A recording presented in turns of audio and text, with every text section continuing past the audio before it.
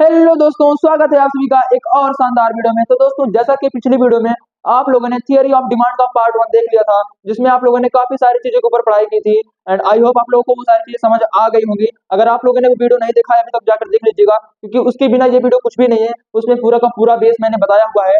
ठीक है दोस्तों, तो दोस्तों उस वीडियो में कुछ टॉपिक छूट गए थे, जो कि आज की इस वीडियो में हम लोग कवर अप करने वाले हैं। उन्हीं में से जो हमारा पॉइंट है, movement in demand curve and shift in demand curve, and उसके बाद क्रॉस प्राइस इफेक्ट, ऐसे दो तीन और छोटे छोटे पॉइंट्स हैं जो कि आज की इस वीडियो में हम लोग कवर अप करने वाले हैं। तो चलिए आज की शानदार वीडियो को करते हैं स्टार्ट।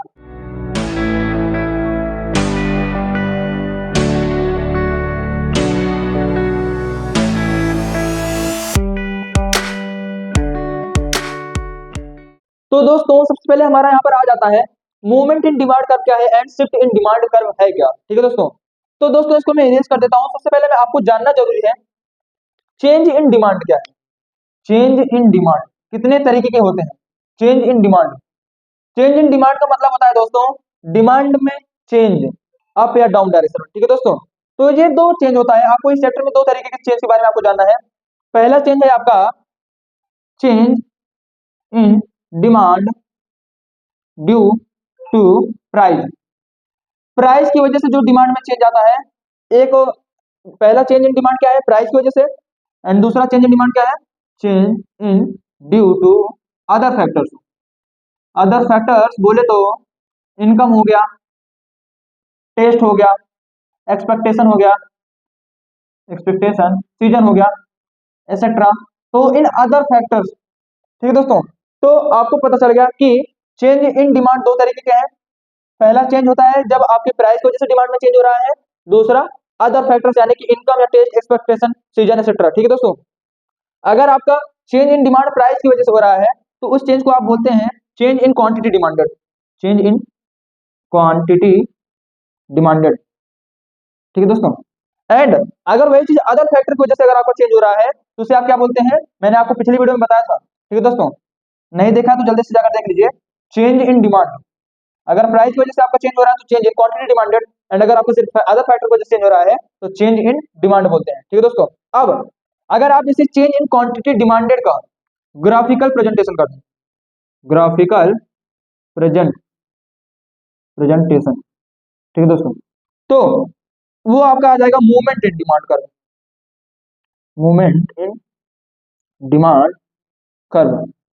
ठीक है दोस्तों, अब मैं इसको आपको डिमांड कर्व के साथ समझाऊंगा। ठीक है दोस्तों, सबसे पहले आपको जानना है कि अगर प्राइस की वजह से चेंज हो रहा है तो वो आपका चेंज इन क्वांटिटी डिमांडेड कहा जाएगा। अगर आप इसे चेंज इन क्वांटिटी डिमांडेड का ग्राफिकल प्रेजेंटेशन कर देंगे तो आपका मूवमेंट इन डिमांड कर्व, मतलब कि जो डिमांड कर्व होगा उसमें आपको मूवमेंट दिखेगा। अब मैं आपको ग्राफ के साथ समझाता हूँ और क्लियरिटी के साथ। ये थियरी ऑफ डिमांड में इरेज कर दे रहा हूँ। अब दोस्तों मान लीजिए आपका ये प्राइस है, ये क्वांटिटी है। प्राइस 5 थी, 10 थी। जब प्राइस 5 थी, क्वांटिटी 100 थी, प्राइस 10 बढ़ के हो गई तो क्वांटिटी आपकी 50 है। ठीक है दोस्तों, ये क्या है, आपका डिमांड शेड्यूल है। ठीक है दोस्तों, अगर आप इसका ग्राफिकल प्रेजेंटेशन करें तो किस तरीके से होगा, ये आपका जीरो मतलब की ओरिजिन एक्स वाई, प्राइस 5 थी, 10 एंड क्वांटिटी 50, 100। तो दोस्तों जब आपकी प्राइस 5 रुपए थी तो क्वांटिटी कितनी थी, क्वांटिटी आपकी 100 थी। और जब आपकी प्राइस 10 रुपए हो गई तो क्वांटिटी कितनी हो गई, 50 रुपए। मतलब कि दोस्तों जब 5 थी तो 100 हो गई, ये आपका डिमांड कर्व हो गया, जो कि डाउनवर्ड डायरेक्शन में मूवमेंट होता है जिसका। अब अब दोस्तों यहाँ से आपको क्या देखने को मिल रहा है कि जब प्राइस 5 से 100 था, जब 10 थी तो 50 हो गई क्वांटिटी। यहाँ पर जो डायरेक्शन है वो अपवर्ड डायरेक्शन में इसका मूवमेंट हो रहा है। ठीक है दोस्तों, इसका जो डायरेक्शन है वो अपवर्ड डायरेक्शन मूवमेंट हो रहा है। यानी कि आपका अगर आप चेंज इन क्वांटिटी डिमांडेड का ग्राफिकल रिप्रेजेंटेशन किए तो क्या आपको पता चला कि डिमांड में मूवमेंट हो रहा है। क्या हो रहा है, मूवमेंट, प्राइस के चेंज से क्या हो रहा है, मूवमेंट हो रहा है। तो वो मूवमेंट दो तरीके का मूवमेंट होता है। एक तो होता है अपवर्ड मूवमेंट जो कि प्राइस की बढ़ने पे होता है। दूसरा मूवमेंट होता है प्राइस की घटने पर डाउनवर्ड मूवमेंट। अब उसको मैं आपको दिखा देता हूँ यहाँ पर। मान लीजिए आपका प्राइस है, ये क्वांटिटी, प्राइस आपकी थी 10 रुपए तो क्वांटिटी आपकी 100 थी। प्राइस 5 हो गई तो क्वांटिटी 200 हो गई। अगर आप इसका ग्राफिकल प्रेजेंटेशन करेंगे तो ये आपका point of origin X Y 5 10। ठीक दोस्तों, 100 200। जब प्राइस आपकी 5 थी तो क्वांटिटी, जब प्राइस आपकी 10 रुपए थी तो क्वांटिटी कितनी ले रहे थे आप, 100। और जब प्राइस आपकी घट के 5 हो गई तो क्वांटिटी कितनी ले रहे हैं आप, 200। तो ये आपका डिमांड कर्व हो गया जो कि डाउनवर्ड डायरेक्शन है। अब यहाँ पर जो मूवमेंट है आपको किस तरह का मूवमेंट दिख रहा है, 10 पे 100 है तो 5 हो गए थे और 200 ले रहे हैं, यानी कि डाउनवर्ड मूवमेंट हो रहा है। तो दोस्तों आपको क्या पता चला कि पहला तो चेंज इन डिमांड दो तरीके का होता है, एक तो प्राइस की वजह से जो चेंज इन डिमांड होता है, या फिर अदर फैक्टर की वजह से चेंज इन डिमांड होता है। प्राइस की वजह से अगर डिमांड में चेंज हो रहा है तो उसे आप बोलते हैं चेंज इन क्वांटिटी डिमांडेड। और इसी का अगर आप ग्राफिकल प्रेजेंटेशन करेंगे तो आपका जो डिमांड कर्व बनेगा उसमें आपको मूवमेंट दिखेगी। ये जो मूवमेंट होती है दो तरीके की मूवमेंट होती है, पहला है आपका अपवर्ड मूवमेंट, ठीक है दोस्तों, अपवर्ड मूवमेंट, दूसरा आपका है डाउनवर्ड मूवमेंट। ये जो अपवर्ड मूवमेंट होता है इससे आप एक और नाम से बोलते हैं, जिसे आप बोलते हैं कॉन्ट्रैक्शन, कॉन्ट्रैक्शन। एंड जो आपका डाउनवर्ड मूवमेंट होता है इसे आप बोलते हैं एक्सटेंशन, एक्सटेंशन। मतलब कि यहाँ पर ये एक्सटेंड हो रहा है, बढ़ रहा है, और यहाँ पर ये क्या हो रहा है, घट रहा है, कॉन्ट्रैक्ट हो रहा है। ठीक है दोस्तों, तो आपको पता चल गया प्राइस वजह से चेंज होगा तो चेंज इन क्वांटिटी डिमांडेड बोलते हैं। और इसी का ग्राफिकल अगर रिप्रेजेंटेशन करते हैं तो आपको क्या आ जाएगा, मूवमेंट इन डिमांड कर्व आ जाएगा। मूवमेंट इन डिमांड जो कर्व होता है वो अगर आपका जो प्राइस बढ़ रहा है तो आपका अपवर्ड डायरेक्शन मूवमेंट होगा, अगर प्राइस घट रहा है तो डाउनवर्ड डायरेक्शन मूवमेंट होगा। अपवर्ड डायरेक्शन के मूवमेंट को आप कॉन्ट्रैक्शन भी बोलते हैं एंड डाउनवर्ड डायरेक्शन मूवमेंट को आप एक्सटेंशन बोलते हैं। ठीक है दोस्तों, तो आई होप आप लोगों को क्लियर हो गया होगा। And movement in demand curve क्या होता है, कैसे होता है, ये भी आपको क्लियर हो गया होगा इस ग्राफ की मदद से। ठीक है दोस्तों, एक स्क्रीनशॉट ले लीजिए जल्दी से, मैं इसको इरेज करने वाला हूँ। आई होप आप लोगों ने स्क्रीनशॉट ले लिया होगा। मूवमेंट इन डिमांड कर्व आपने पढ़ लिया। अब हम लोग बात करते हैं चेंज इन डिमांड के बारे में। तो दोस्तों जैसे कि प्राइस के अलावा अगर प्राइस को छोड़कर अदर फैक्टर की वजह से अगर डिमांड में चेंज हो रहा है तो उसे आप चेंज इन डिमांड बोलते हैं। तो अगर जैसे प्राइस में आपने change change in quantity demanded बोला करते थे, वहीं पर आप चेंज इन डिमांड बोल रहे हैं। अगर आप इस चेंज इन डिमांड का इसका ग्राफिकल प्रेजेंटेशन करते हैं, ग्राफिकल प्रेजेंटेशन करते हैं तो प्रेजेंटेशन तो आपको मिलेगा shift in demand curve, shift in demand curve. ठीक दोस्तों, अब शिफ्ट यहाँ पर शिफ्ट का मतलब क्या होता है, डिमांड कर्व शिफ्ट, तो उसको मैं आपको ग्राफ में समझाता हूँ। मान लीजिए दोस्तों ये आपकी प्राइस 100 है, क्वांटिटी 10, प्राइस 100 है, क्वांटिटी 20। मान लीजिए हम यहाँ पर अदर फैक्टर को इनकम मान लेते हैं। आपकी इनकम जब 1000 थी तब तो जो गुड्स की प्राइस 100 थी तो आप क्वांटिटी कितना परचेज कर रहे थे, 10। अगर इनकम आपकी बढ़ के 2000 हो गई तो आप कितना क्वांटिटी परचेज करेंगे, आपकी इनकम बढ़ गई, प्राइस तो 100 ही रहेगी, तो क्वांटिटी आप क्या कर दे रहे हैं, 20 ले रहे हैं। अगर आप इसी का ग्राफिकल प्रेजेंटेशन कर दें, एक्स वाई, प्राइस आपका 100 रुपए है, जब 100 रुपए था तो आप 10 ले रहे थे, ये आपका डिमांड 1 हो गया, ये 10 ले रहे थे। उसके बाद जब आपकी इनकम बढ़ गई, अदर फैक्टर में चेंज हो गया, अदर फैक्टर से डिमांड में चेंज हुआ, तो आप 100 रुपए में कितनी क्वांटिटी लेने लगे, 20। ठीक दोस्तों, तो दोस्तों यहाँ पर क्या हो रहा है, ये D1 हो गया, ये D2 हो गया, तो डिमांड क्या हो रहा है, शिफ्ट हो रहा है। D1 जो है D2 पे शिफ्ट हो जा रहा है, और ये जो शिफ्ट है किस तरह का शिफ्ट है, राइट वर्ड शिफ्ट। इसे आप क्या बोलेंगे, राइट वर्ड शिफ्ट। मतलब कि दोस्तों जब आपका जो चेंज होता है डिमांड में किसी अदर फैक्टर की वजह से होगा तो उसे आप चेंज इन डिमांड बोलते हैं।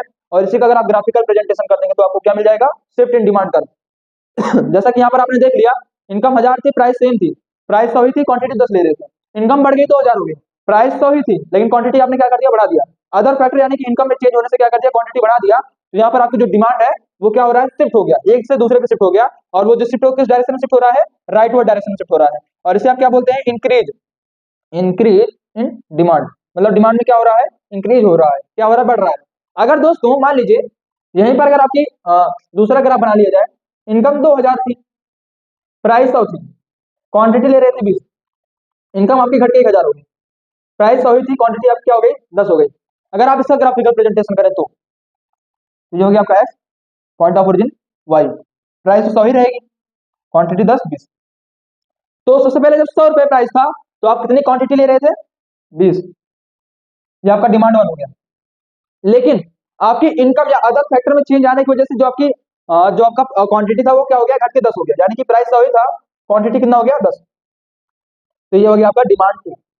तो इस कंडीशन में क्या हो रहा है, अदर फैक्टर या इनकम में चेंज होने की वजह से आपका जो डिमांड है वो क्या हो रहा है, घट जा रहा है, यानी कि ये शिफ्ट हो जा रहा है, किस साइड शिफ्ट हो जा रहा है, और ये जो शिफ्ट किस डायरेक्शन में शिफ्ट हो रहा है, लेफ्टवर्ड। तो इसे आप क्या बोलेंगे, लेफ्टवर्ड शिफ्ट, लेफ्टवर्ड शिफ्ट। और इसको आप क्या बोल सकते हैं, decrease in demand, decrease in demand. मतलब कि आपका जो डिमांड है वो क्या हो रहा है, घट रहा है या लेफ्टवर्ड शिफ्ट हो रहा है, किसकी वजह से, किसी अदर फैक्टर में या इनकम के चेंज, इनकम में चेंज होने की वजह से। अब यहाँ पर इनकम की जगह आपका टेस्ट भी हो सकता है, एक्सपेक्टेशन हो सकता है, सीजन हो सकता है, आपका प्राइस ऑफ रिलेटेड गुड्स हो सकता है। ठीक है दोस्तों, आई होप आप लोग को movement and shift in demand कर समझ आ गया होगा। चेंज इन डिमांड का दो होता है, एक प्राइस की वजह से, एक अदर फैक्टर की वजह से।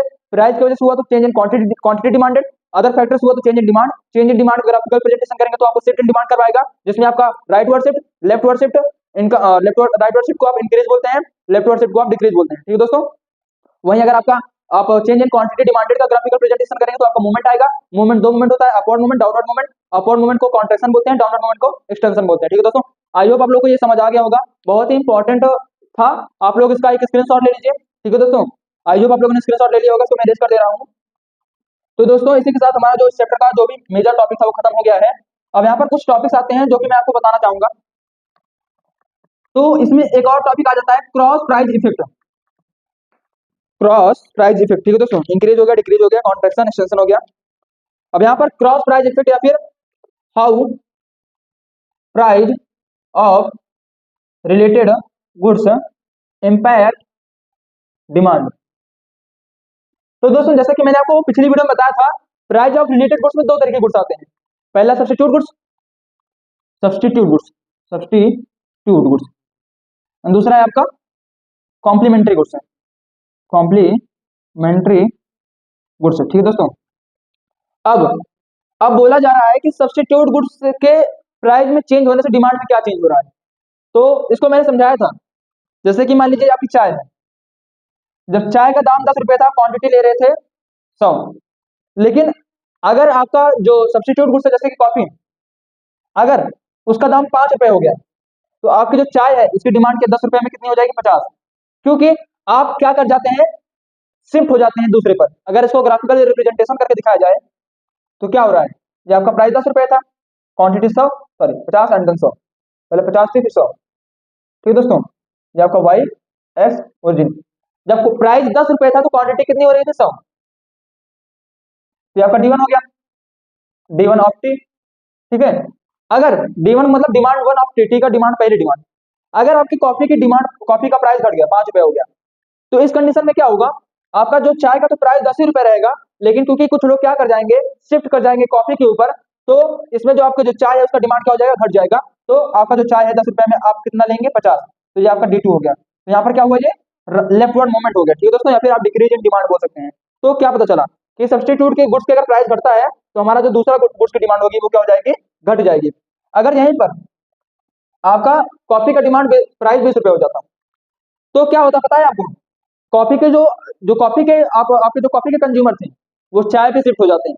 जहां पर 10 रुपए में चाय की क्वांटिटी थी 100, वहां पर 10 रुपए में लोग 200 खरीदते हैं। तो अगर इसका ग्राफिकल रिप्रेजेंटेशन करते हैं तो प्राइस तो 10 रुपए है, तो पहले तो 100, 200, एक्स वाई ओरिजिन। तो दोस्तों जब प्राइस 10 था तो लोग 100 खरीद रहे थे, लेकिन due to change in substitute goods, change in price of substitute goods या increase in price of substitute goods, substitute का गुड्स का प्राइस बढ़ गया तो हमारा जो चाय था उसका डिमांड क्या हुआ, बढ़ गया। तो हमारे जो ये हमारा D1 हो गया और ये हमारा D2 हो गया। ठीक है दोस्तों, तो जिसमें क्या हुआ, राइट वर्ड शिफ्ट हो गया। तो दोस्तों आई होप आप लोग को समझ आ गया होगा सब्स्टिट्यूट गुड्स डिमांड में कैसे इंपैक्ट करता है। अब बात करते हैं कॉम्प्लीमेंट्री गुड्स के बारे में। ठीक है दोस्तों, तो दोस्तों कॉम्प्लीमेंट्री गुड्स हमारे वो गुड्स होते हैं जो एक दूसरे पे डिपेंडेंट होते हैं, जैसे कि हमारा marker and ink, car and petrol, pen and ink, ये सारी चीजें, ब्रेड एंड बटर। ठीक है दोस्तों, तो अगर कॉम्प्लीमेंट्री गुड्स के बारे में बात की जाए, जैसे कि मान लीजिए आपका कार है और ये पेट्रोल है, आप 5 कार खरीद रहे थे, या फिर ये आपकी क्वांटिटी है, ये पेट्रोल है, ये आपका कॉम्प्लीमेंट्री गुड्स है, कॉम्प्लीमेंट्री। आप अगर कार का प्राइस 5 रुपए था, 5 रुपए नहीं होता, मैं आपको समझाने के लिए बता रहा हूँ, प्राइस कुछ भी हो सकता है। कार का प्राइस जब 5 रुपए था तो आपकी जो क्वांटिटी थी वो 10 रुपए थी, लेकिन आपका जो पेट्रोल है उसका जो प्राइस है कम हो गया, उसका प्राइस मान लीजिए 100 रुपए था तो 80 रुपए आ गया। तो due to decrease in complementary goods price, आपका जो कार का जो क्वांटिटी होगा 5 रुपए से आप 20 कर देंगे, मतलब कि आप क्वांटिटी को बढ़ा देंगे, प्राइस तो कार की सेम ही रहेगी, कार की तो जो प्राइस होगा वो सेम ही रहेगा, लेकिन क्वांटिटी क्या कर दे रहे हैं, बढ़ा दे रहे हैं। क्यों, कॉम्प्लीमेंट्री गुड्स के डिक्रीज में। तो अगर इसका ग्राफिकल रिप्रेजेंटेशन करें क्या होगा, 0x y, प्राइस 5 था, क्वांटिटी 10, 20। ठीक है दोस्तों, जब पहले तो जब कार की प्राइस 5 रुपए थी तो आप 10 ले रहे थे, तो आपका डिमांड 1 हो गया, लेकिन due to decrease in complementary goods price तो आपकी जो डिमांड होगी वो क्या होगी, इंक्रीज हो गई, ये D2 हो गया। तो आपको इससे क्या पता चला, राइटवर्ड शिफ्ट। अगर यहीं पर पेट्रोल का दाम 100 से 120 हो जाता तो आप 10 से क्या कर देते, 5 ले लेते। अगर इसका ग्राफ प्लॉट करते तो 0, 5, 10, प्राइस 5, वाई एक्स। फिर दोस्तों जब 5 रुपए था तो आप 10 ले रहे थे, जबकि पहली डिमांड हो गई। लेकिन due to increase in price of complementary goods आपको जो डिमांड हो गया वो क्या हो गया, 5 से 5 ले रहे हैं, मतलब कि डिक्रीज हो गया, ड्यू टू लेफ्टवर्ड शिफ्ट। तो दोस्तों आई होप आप लोगों को कॉम्प्लीमेंट्री गुड्स और सब्स्टिट्यूट गुड्स समझ आ गया होगा कि ये किस तरीके से इंपैक्ट करता है डिमांड में। ठीक है दोस्तों, तो यहाँ से मैंने आपको समझा दिया विद ग्राफ के साथ में, राइटवर्ड और लेफ्टवर्ड शिफ्ट के साथ।